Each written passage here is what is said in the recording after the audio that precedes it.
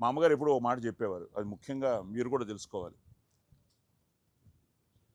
Cinema flop అవ్వచ్చు, ఇంకోటి అవ్వచ్చు, కానీ నువ్వు డైరెక్టర్గా నువ్వు ఫ్లాప్ అవ్వకూడదు, హీరోయిన్గా ఆవిడ ఫ్లాప్ అవ్వకూడదు, హీరోగా తను ఫ్లాప్ అవ్వకూడదు. సో మనం చేసే ప్రతిదీ సిన్సియర్గా, ఇప్పుడు తను చెప్పింది కష్టపడి చేశాం కదా, కష్టపడి చేయాల్సిందే, తప్పదు ఇంకా. That's film demands, we have to do it. And నేను పెద్దవాళ్ళ దగ్గర నేర్చుకున్నది ఏంటంటే సమయపాలన. 7 గంటల కాల్ షీట్కి 7 గంటలకి మనం చేరగలగాలి లొకేషన్కి. సో అవన్నీ ఆ డిసిప్లిన్, సెల్ఫ్ డిసిప్లిన్ చాలా ఇంపార్టెంట్. సో ఎప్పుడు ప్రొడ్యూసర్ హ్యాపీగా ఉన్నంతసేపు ఇండస్ట్రీ ఫ్లరిషింగ్గా ఉంటుంది. ఎందుకంటే మనల్ని నమ్మి ఈరోజు డబ్బు పెట్టేది ఆయన.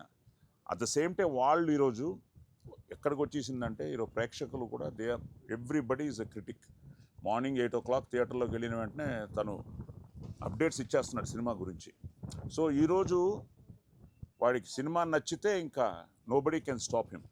సో వాడు నచ్చితే హీ విల్ టేక్ ఒక మౌత్ పబ్లిసిటీ ఎలా తీసుకెళ్తుందో మనకే తెలుసు.